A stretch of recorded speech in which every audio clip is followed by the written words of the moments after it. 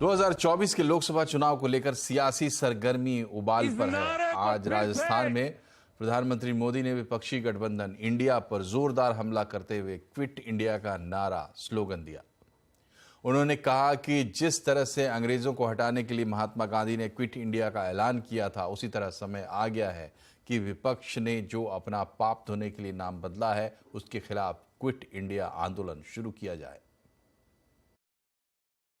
जैसे गांधी जी ने quit India का मंत्र दिया था, वैसे ही आज का मंत्र है भ्रष्टाचार क्विट इंडिया, भ्रष्टाचार छोड़ो इंडिया, परिवारवाद क्विट इंडिया, परिवारवाद छोड़ो इंडिया, तुष्टीकरण क्विट इंडिया, तुष्टीकरण छोड़ो इंडिया। क्विट इंडिया ही देश को बचाएगा और देश को विकसित भारत बनाएगा। यूपीए के कुकर्म लोगों को याद न आए, इसलिए इन्होंने अपना नाम यूपीए से बदलकर INDIA कर दिया और इतना लंबा कर दिया कि लोग भूल जाएं।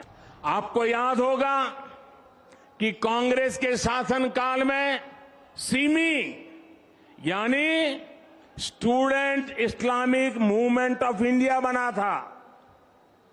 नाम में इंडिया था, लेकिन मिशन इंडिया को आतंकी हमलों से बर्बाद करने का था। सिमी बन गया PFI यानी पॉपुलर फ्रंट ऑफ इंडिया। नाम नया, नाम में फिर इंडिया, लेकिन काम वही पुराना। राजस्थान में ही प्रधानमंत्री मोदी ने लाल डायरी के बहाने गहलोत सरकार को भी घेरा। उन्होंने कहा कि लाल डायरी में कांग्रेस के काले कारनामे छिपे हैं। आपने लाल डायरी के बारे में सुना है ना? सुना है ना? कहते हैं इस लाल डायरी में कांग्रेस सरकार के काले कारनामे दर्ज है। लोग कह रहे हैं कि लाल डायरी के पन्ने खुले तो अच्छे अच्छे निपट जाएंगे। इधर राजस्थान के मुख्यमंत्री अशोक गहलोत ने भी लाल डायरी को लेकर प्रधानमंत्री के बयान पर पलटवार किया है। उन्होंने कहा कि लाल डायरी जैसी कोई चीज नहीं है, तो इस पर राजनीति क्यों हो रही है। असली लूट तो आपने लाल सिलेंडर को 11,500 रुपये का करके मचा रखी है। लूट मचा रखी उन्होंने लाल सिलेंडर को। सिलेंडर का रंग लाल है, वो डायरी का रंग लाल बता रहे। मैं बता रहा हूँ असली तो ये है आपके सामने। मैंने सुना लाल टमाटर जो है वो 150 किलो रुपये हो गया है। लूट उन्होंने मचा रखी है, वो लाल टमाटर है। प्रधानमंत्री जी को बजाय लाल डायरी की बात करनी, जो कपोल कल्पित डायरी है, कोई डायरी है ही नहीं, उसको लेकर राजनीति हो रही है। उसके बजाय तो उनको चाहिए असलियत पे आए।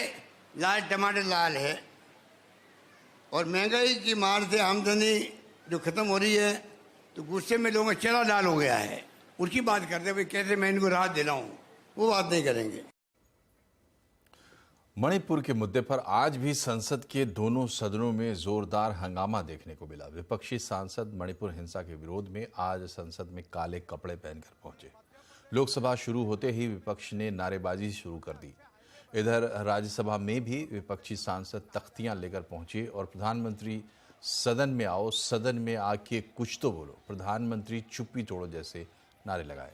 एनडीए के सांसदों ने मोदी मोदी के नारे लगाए, तो विपक्षी सांसदों ने इंडिया इंडिया के नारे लगाए। विपक्षी सांसदों ने लंच के बाद सदन से वॉकआउट कर दिया और राज्यसभा में सदन के नेता पीयूष गोयल ने विपक्षी सांसदों के काले कपड़ों पर जमकर हमला बोला। जिनके मन में काला है, जिनके तन में भी आज काला है, क्या छुपा है इनके दिल में? क्या दिल में काला है? क्या शब्दों के बोल में काला है? क्या काला धन छुपा रहे हैं ये? कपड़ों में क्या कारनामे हैं इनके जो दिखाना नहीं चाहते और छुपाना चाहते हैं। ऐसे तो आज के दिन काले कौवे भी इन पर आकर्षित होने लगते हैं। माननीय अध्यक्ष महोदय, इनका कल भी काला है, आज भी काला है और भविष्य भी काला है। काला कपड़ा, काला काम नहीं सहेगा हिंदुस्तान। एक तरफ संसद में हंगामा जारी है, वहीं दूसरी तरफ राजनीतिक तल्खी भी बढ़ती जा रही है। क्या राजनीतिक लड़ाई अब दुश्मनी पर आ चुकी है? आज आवाज अड्डा में इसी पर होगी बड़ी चर्चा, शाम 7:57 पर। सुप्रीम कोर्ट ने मौजूदा ईडी डायरेक्टर संजय मिश्रा का कार्यकाल बढ़ा दिया है। वो अब 15 सितंबर तक ईडी डायरेक्टर के पद पर बने रहेंगे। कोर्ट ने कहा है कि आगे कोई भी सेवा विस्तार नहीं मिलेगा। हालांकि केंद्र ने 15 अक्टूबर तक का एक्सटेंशन मांगा था। डिटेल लेते हैं असीम मनचंदा से। बताएं असीम, पूरी कहानी क्या है? देखिए, जुलाई में सुप्रीम कोर्ट ने ईडी डायरेक्टर को दिए गए तीसरे एक्सटेंशन को अवैध ठहराया था और उन्हें 31 जुलाई तक जबरन रिटायर करने के निर्देश दिए थे। लेकिन बुधवार को केंद्र सरकार ने सुप्रीम कोर्ट के सामने की याचिका दायर की। सुप्रीम कोर्ट ने उनका कार्यकाल 15 अक्टूबर तक बढ़ाने की मांग की। सुप्रीम कोर्ट में केंद्र सरकार ने दलील दी कि जो global money laundering prevention agency FATF है, वो भी भारत का रिव्यू कर रही है। इनका बने रहना जरूरी है। अगर ये हटेंगे तो इससे भारत की इमेज के ऊपर गलत असर जाएगा और भारत के रिव्यू भी खराब हो सकता है। लेकिन सुप्रीम कोर्ट ने केंद्र सरकार की बात नहीं मानी। सुप्रीम कोर्ट ने यह भी पूछा कि क्या आपके पास कोई भी काबिल व्यक्ति नहीं है जो इनकी रिप्लेस कर सके। तो सुप्रीम कोर्ट ने बहरहाल इनको फिलहाल 15 सितंबर तक के लिए मोहलत दे दी है। ये 15 सितंबर तक इनका कार्यकाल होगा। सुप्रीम कोर्ट ने यह भी साफ कर दिया कि 15 सितंबर के बाद इनको किसी भी तरह का एक्सटेंशन नहीं दिया जाएगा। शुक्रिया असीम। और ज्ञानवापी मामले में एएसआई सर्वे पर इलाहाबाद हाई कोर्ट 3 अगस्त को फैसला सुनाएगा। इलाहाबाद कोर्ट ने तब तक के लिए सर्वे पर अंतरिम रोक जारी रखने के लिए कहा है। आज इस मामले में हाई कोर्ट ने सुनवाई पूरी कर ली और फैसला सुरक्षित रख लिया। कोर्ट में एएसआई ने हलफनामा देकर भरोसा दिया है कि सर्वे में किसी तरह का कोई डैमेज नहीं होगा। मुस्लिम पक्ष ने वाराणसी कोर्ट के आदेश को चुनौती दी है। वाराणसी कोर्ट ने परिसर का सर्वे कराने का फैसला दिया था। हाईकोर्ट ने दोनों पक्षों को सुनने के बाद अपना फैसला सुरक्षित रखा है और ये फैसला 3 अगस्त को सुनाया जाएगा और तब तक के लिए सर्वे पे रोक है। इस फैसले को जो ऑनरेबल इलाहाबाद हाई कोर्ट की सिंगल बेंच है वो 3 अगस्त को सुनाएगी और तब तक के लिए सर्वे पे रोक लगाई गई है। ऑनरेबल इलाहाबाद हाई कोर्ट ने आज जो मुस्लिम पक्ष की पिटीशन थी उसमें जजमेंट रिजर्व कर लिया है। और अब बात बारिश के कहर की।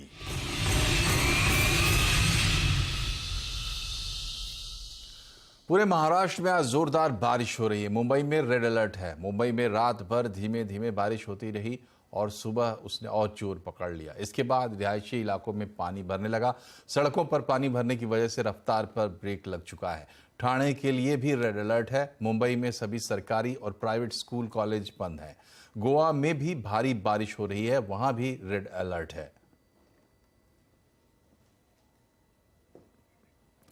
इस बात की बरसात में दक्षिणी भारत में भी हाहाकार मचा हुआ है। तेलंगाना के कई जिलों में 15 फीट तक पानी भर गया है। तेलंगाना में रेड अलर्ट है।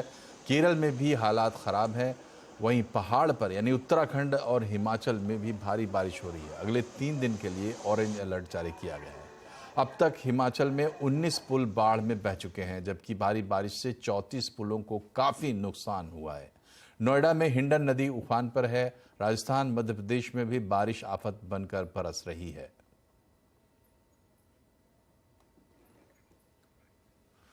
और अब बात करते हैं बाजार की। जुलाई एक्सपायरी के दिन उतार चढ़ाव के बीच बाजार गिरावट पर बंद हुआ। सेंसेक्स 440 अंक गिरकर 66,267 पर बंद हुआ।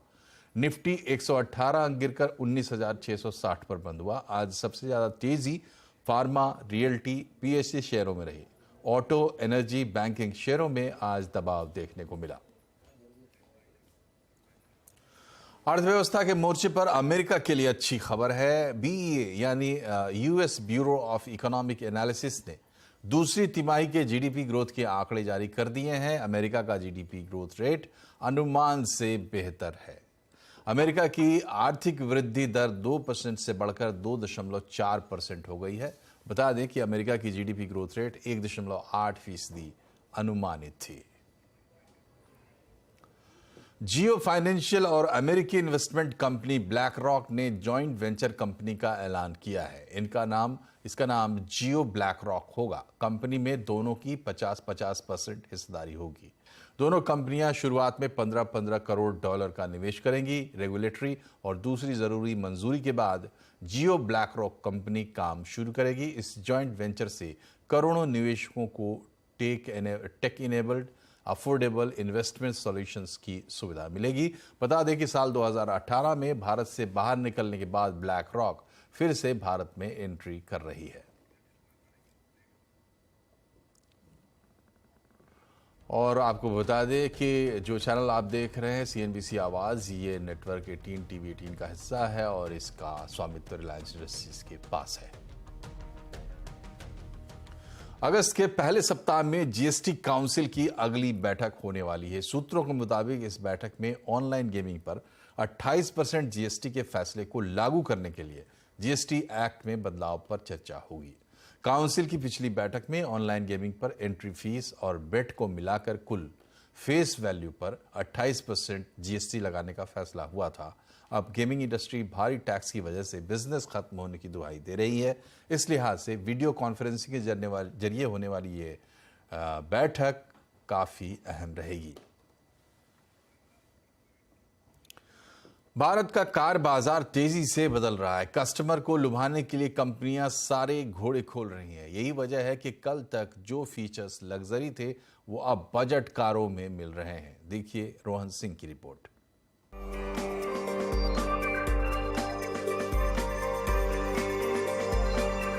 कभी सनरूफ जैसे फीचर महंगी गाड़ियों की खासियत थे, लेकिन अब भारत में बिकने वाली हर चौथी कार सनरूफ के साथ आ रही है। इस साल अब तक बिकी कुल कारों में 26% कारें सनरूफ वाली हैं। यही नहीं, पिछले 5 साल में सनरूफ वाली कारों की बिक्री 5 गुना बढ़ी है। अब 10 लाख से कम कीमत की कारें भी सनरूफ के साथ आ रही हैं। चाहे टाटा की हैचबैक अल्ट्रोज हो या हाल ही में आई हुंडई एक्स्टर या i20 या महिंद्रा की XUV 300। लेकिन सिर्फ सनरूफ ही नहीं, बजट कारों में कई और लग्जरी फीचर्स आम हो गए हैं। मसलन वेंटिलेटेड सीट्स को ही लीजिए। टाटा नेक्सॉन हो, किया सोनेट या मारुति सुजुकी XL6, इन सभी गाड़ियों में आपकी सीट को कूल रखने के लिए वेंटिलेशन की व्यवस्था है। चलते हुए कस्टमर की डिमांड ज्यादा हो गई है, कस्टमर की प्रीमियम फील ज्यादा हो गई है और कस्टमर चाहता है कि जो फीचर बड़ी गाड़ी में है वो सारे फीचर छोटी गाड़ी में भी हो, वरना वो वैल्यू फॉर मनी उसे देखना नहीं चाहता। इसी तरह head up display, ADAS, power window, cruise control, wireless charging, inbuilt air purifier जैसे फीचर्स भी आपको 10 लाख रुपए से कम की कारों में मिल जाएंगे। सरकार सभी कारों के लिए 6 एयरबैग्स अनिवार्य जैसी सेफ्टी फीचर्स लाने जा रही है। यानी लग्जरी हो या सेफ्टी, अब कार की सवारी इनके साथ ही होगी। रोहन सिंह, दिल्ली।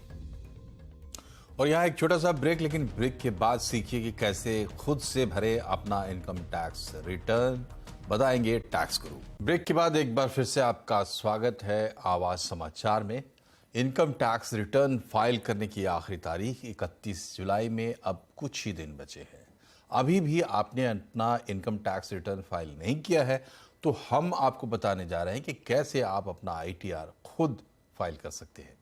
इसके लिए हम आज से एक सीरीज चला रहे हैं जिसे देखने के बाद आप आसानी से इनकम टैक्स रिटर्न खुद फाइल कर पाएंगे।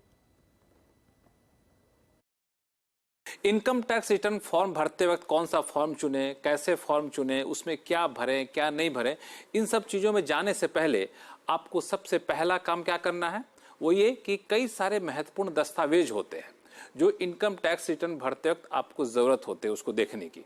उन सारे दस्तावेज को आपको जुटाने हैं। अब दस्तावेज कौन कौन से हैं? तो सबसे पहला दस्तावेज है कि आपको पिछले कारोबारी साल का बैंक स्टेटमेंट निकालना है। पिछले कारोबारी साल का बैंक स्टेटमेंट निकालने का मतलब ये हुआ कि जितने भी आपके पास बैंक अकाउंट है उन सारे का स्टेटमेंट निकालिए। उसमें खास तौर से ये ध्यान रखिए कि उसमें बैंक ने आपके जो पैसे सेविंग अकाउंट में भी जमा हुए तो कितने इंटरेस्ट वहाँ पर दिया गया, इस पर आपको खास ध्यान देना होगा। दूसरा जो सबसे महत्वपूर्ण दस्तावेज होता है वह है फॉर्म 16 या फिर कहें फॉर्म 16A। इससे आपको बहुत कुछ पता चल जाएगा, टीडीएस कितना कटा है, कैसे क्या है, उसका हिसाब किताब का ब्यौरा आपको मिल जाएगा। फॉर्म 16 आपके पास होना बेहद जरूरी है। तीसरा जो दस्तावेज है वो है शेयर ब्रोकर के स्टेटमेंट, यानी अगर आप शेयर बाजार में लेन देन करते हैं तो शेयर ब्रोकर का स्टेटमेंट होना जरूरी है। उसमें इसका ध्यान रखना है कि कैपिटल गेन्स कितना हुआ, लॉन्ग टर्म कैपिटल गेन्स क्या हुआ, शॉर्ट टर्म कैपिटल गेन क्या हुआ, इसका आपको ध्यान रखना पड़ेगा। इसलिए शेयर ब्रोकर का स्टेटमेंट होना आपके लिए बेहद जरूरी है। इसके अलावा जो दूसरा डॉक्यूमेंट है वह है प्रॉपर्टी की खरीद बिक्री का ब्यौरा आपको रखना होगा। जो भी आपने प्रॉपर्टी खरीदी है या बेची है उसमें कितने में बेचा, कितने में खरीदा था, कितने साल तक अपने पास रखा था, उसमें कितने का प्रॉफिट हुआ, ये सारी बातें आपके पास होनी चाहिए क्योंकि आईटीआर भरते वक्त इसकी जरूरत पड़ती है। एक और बात वह है किराए का ब्यौरा होना चाहिए, यानी पूरे कारोबारी साल में आपने कितने किराए लिए, किराए से कितनी आमदनी हुई, किराया दिया भी है तो इसका भी ब्यौरा अपने पास रखिएगा। साथ ही साथ आपको डिविडेंड की डिटेल्स रहना बहुत जरूरी है, क्योंकि डिविडेंड पे टैक्स लगता है, डिविडेंड कितना कितना आपको मिला है, इसके लिए डिविडेंड की डिटेल्स का होना बेहद जरूरी होता है आईटीआर भरते वक्त।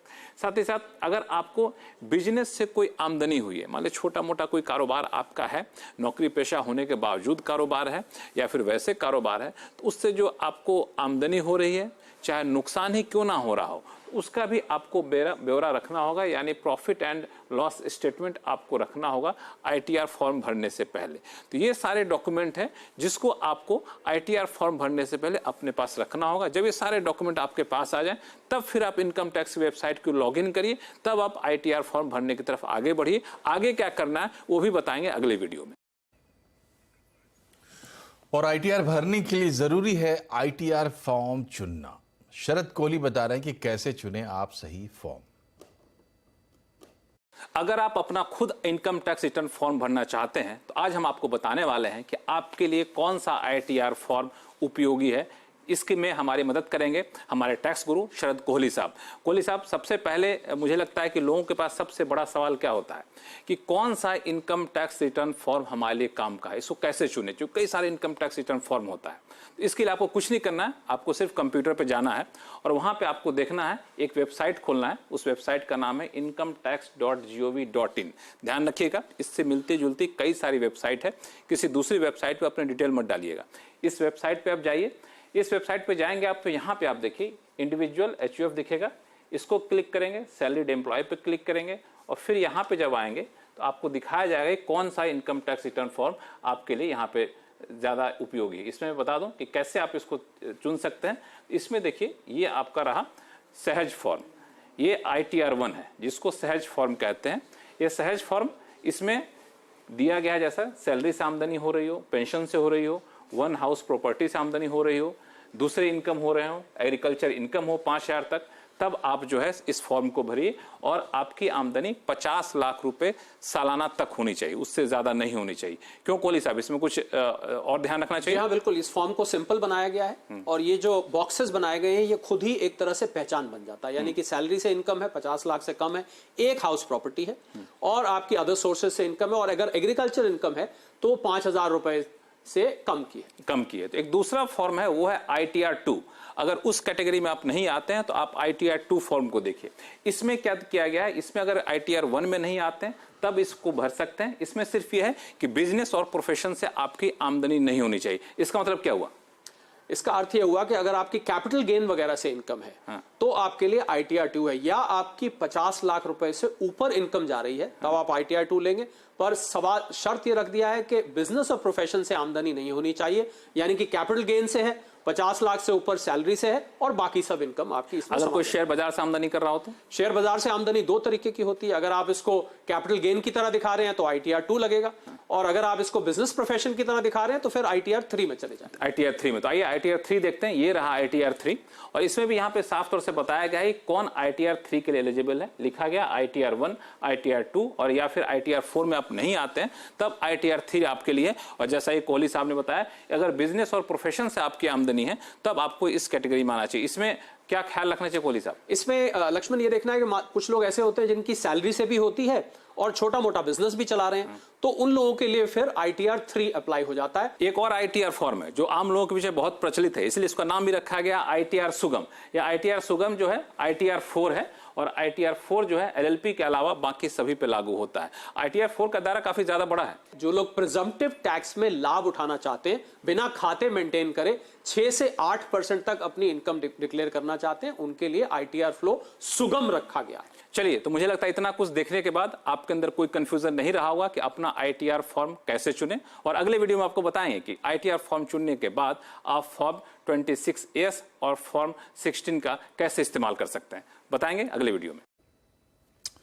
और इसी के साथ बुलेटिन में फिलहाल इतना ही, लेकिन CNBC आवाज से जुड़े रहिए और खबरों पर अपडेट रहिए ट्विटर, फेसबुक, यूट्यूब के जरिए। नमस्कार।